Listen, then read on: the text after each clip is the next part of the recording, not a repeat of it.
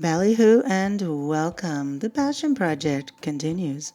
My name is Remedy Robinson, and this is an appreciation. This is an exploration of linguistics, language, and exquisite gibberish, as framed by the peerless poetry of the modern-day master, Elvis Costello.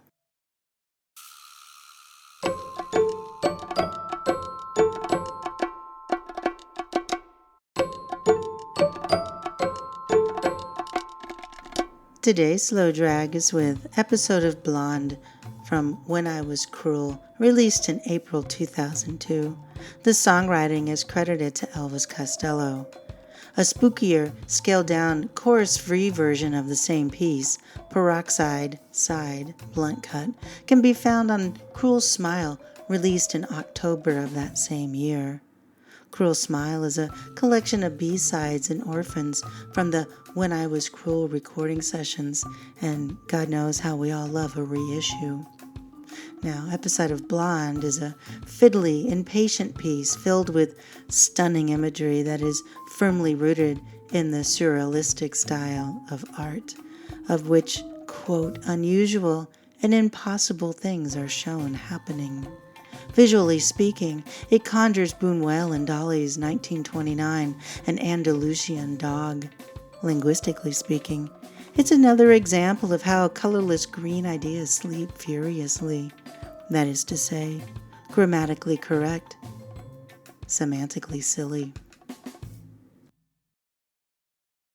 I spy for the spirit of curiosity, all the scandals of each vain monstrosity.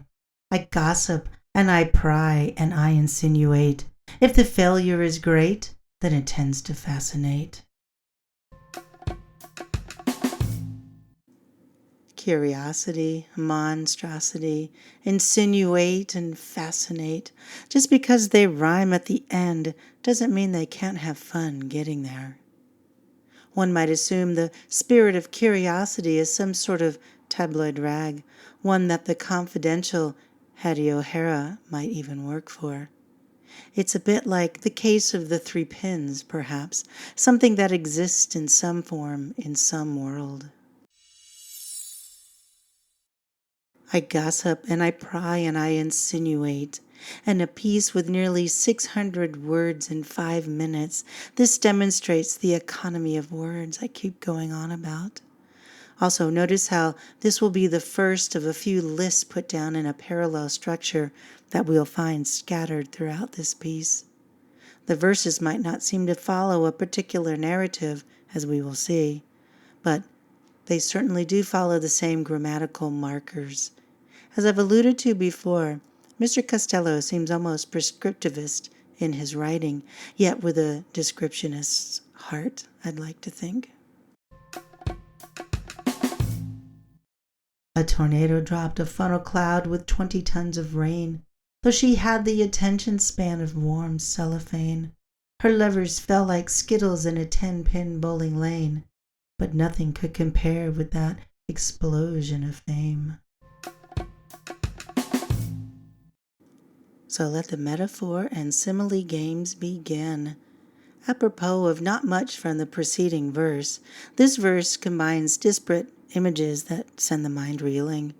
Warm cellophane is downright tactile in its mention, isn't it? You can feel it clumping, shrinking in your hand. It makes the mind tumble. Then there's Skittles. I like this reference the most. Skittles are often referred to as 9 pins that were once played outdoors on a lawn. So her lovers were in the wrong place, and there weren't even enough of them as they fell in that 10-pin bowling lane. These 2 lines help construct the semiotic waterfall where the lyrics in this piece cascade from. So you jumped back with alarm. Every Elvis has its army, every rattlesnake its charm. Can you still hear me? Am I coming through just fine? Your memory was buried in a simple box of pine. Alarm, army, charm are good rhymes, so very good. But what they surround is, to use a word I don't usually use, delicious. The nonchalant yet loaded mention of the name Elvis and the inevitable distractions that come along with that moniker. This is not an unprecedented mention, as you probably well know. Before this piece, they were drinking vintage Elvis Presley wine and Goodbye Cruel World, You Worthless Thing. After this piece, there will be In a Certain Light, He Looked Like Elvis from The Delivery Man. The syntactic nimbleness that Mr. Costello possesses is on display with Simple Box of Pine, which reminds me again of Hattie O'Hara Confidential when she says, in a coat of trench. There's a pretension to it that I simply adore and hope I pull off half as well in my own writing. Did her green eyes seduce you and make you get so weak? Was there fire engine red that she left upon your cheek? It's such a shame you had to break the heart you could have counted on. But the last thing you need is another episode of Blonde. It took 3 dissimilar verses to get us to this colorful chorus. Can you detect a theme so far? As soon as you think there might be one, it changes course. The pronouns and points of view have shifted from I to you to she so far. What a bonkers piece this is. I love it. There's a certain impatience to the way Mr. Costello sings this chorus, interrupting, talking over the word blonde at the end for want of getting to the next verse. Compare this with Peroxide Side, where the chorus has been stripped out entirely, with only "It's an episode of Blonde" repeated at the end. Interestingly, the absence of the chorus doesn't seem to affect the flow of that piece much at all. What a remarkable feat to fit in well in one piece and then not be noticed when it's gone in another. In isolation, the line, "It's such a shame you had to break the heart you could have counted on," sounds insightful, conciliatory, heartfelt, yet slightly accusatory words of wisdom from somebody who's been there before. Combined with the contrasting conjunction "but" at the start of the next line, we see the above line becomes even more world-weary and flat. Oh well, that's the last thing you needed anyway. The rug gets pulled out from under the sentimental fool with a quick stroke of the pen. Such brilliance. Anybody else might have been content to simply run you through with a sword instead of merely pricking you with a sharp stiletto. Revolving like a jeweler's figure on a music box, this spangled curtain parted and a nightclub scene unlocks, pinned and fixed and fastened in a fallow spot, arms thrown out to everyone, she's given all she's got. This verse, 11 lines in total, with a structure that I can't quite discern, rushes out with the force of the 20 tons of rain, as mentioned above. These first 4 lines are the only ones set down in a familiar AABB structure: box, unlocks, spot, got. This is where the surrealist nature of showing unusual things happening truly shines in this piece. It's a technicolor snapshot at a woman at play. To the last gasp of a wounded bandion, a tiny man imploring to the ceiling fan this stolen feeling, amplified up through a busted speaker, blaring, blasting, advertising, distorted beyond reason. Stunning visuals combined with a torrent of adjectives, imploring, amplified, revolving, pinned, fixed, fastened, blaring, blasting, advertising. Mr. Costello's depiction of the leaking sound of a broken bandion gives it a human feeling. A tiny man with a stolen feeling. What? Distorted beyond reason. What? Sometimes a slow drag is more appreciation and less exploration. I certainly can't reconcile the reality of these otherworldly passages. Into the street where petty crime coats shadow panicked drunkards. Half out of the taxicab, the barker seized my elbow. He thought I was another lonely, likely pilgrim looking for San Telmo. This 11-line verse that started with the revolving figure concludes with a noir, circus-type scene of cloak and dagger type imagery. San Telmo is a district in Buenos Aires, Argentina, giving this a slight tango feel, perhaps. All these lines, together and separate, impenetrable though they might be, delight us as they provide a cinematic excursion into the nearly possible. I tried to keep a straight face, but you know it never pays. He would stare into those eyes and then vacation in her gaze. She was a cute little ruin that he pulled out of the rubble. Now they're both living in a soft soap bubble. Set down in a traditional manner, nevertheless, this fourth verse oozes individuality as it refers to the I, he, she, and they of the action. The soft soap bubble, one could argue, is the most enduring image of this piece, standing out from the very first listening. It's not a real place, but much like the concept of home, we all have that snug place we go to when we hear the words. The film producer's contemplating entertaining suicide. The picture crumpled in his fist, his runaway child bride. The timepiece stretched across his wrist, she couldn't care less, cast aside. The scent that so repelled him that he swore insecticide. And there's a farewell note to mother that will conclude your loving son. Oh, tell your other children not to do as I have done.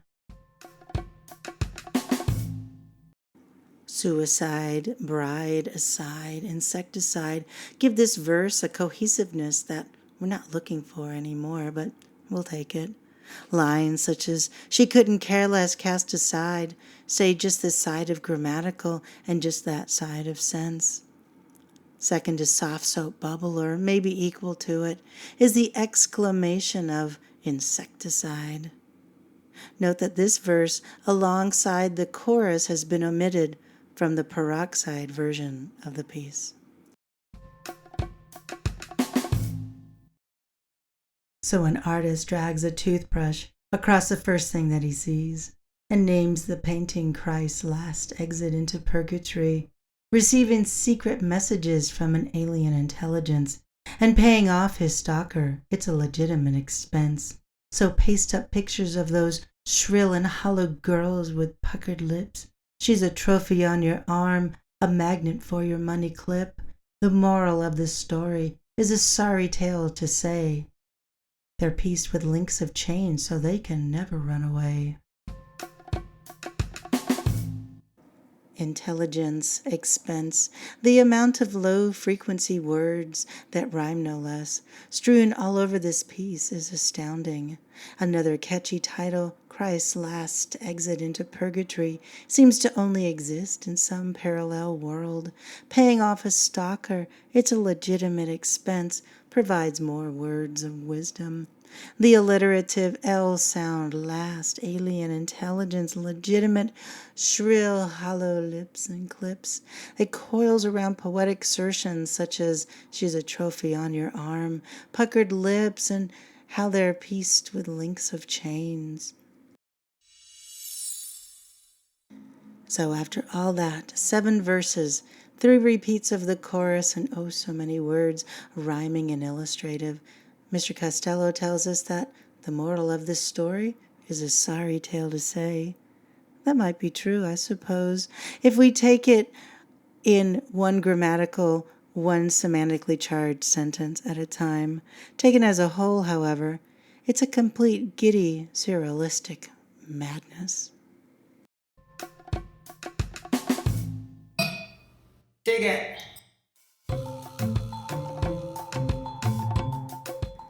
Again, this has been a slow drag with episode of Blonde from 2002's When I Was Cruel. To be sure, there are so many more fine-grained avenues, allusions, and linguistic bugaboos lurking in this piece that I've not directly touched upon here in our limited time together. This is, however, been an appreciation of an otherworldly piece filled with dizzying rhymes, allusions, and statements. It's one of the handful of pieces that include the mention of Elvis. It's also one of the rare Elvis Costello pieces that fade out at the end. Here's a fun trivia question. Can you name any other of his pieces that fade out? The answer is wonderfully obvious.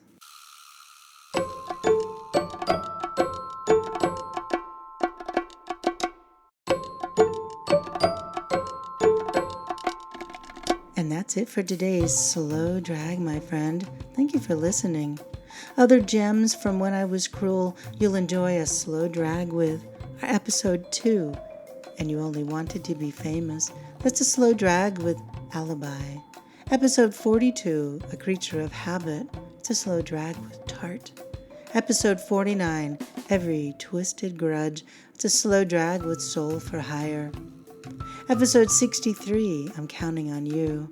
That's a slow drag with a delightful My Blue Window. And episode 81, Gentle Airs. It's a slow drag with Radio Silence. You can find me on social media in all the usual places. Just search for my name, Remedy Robinson, or the name of my podcast, Slow Drag with Remedy. Also, please visit slowdragwithremedy.com for companion transcripts and other useful information. And as always, thank you for helping to get the word out about this little passion project. Truly, it means the world.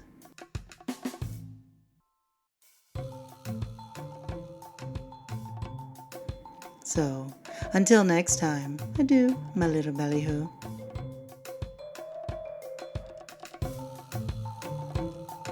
Slow drag with Remedy.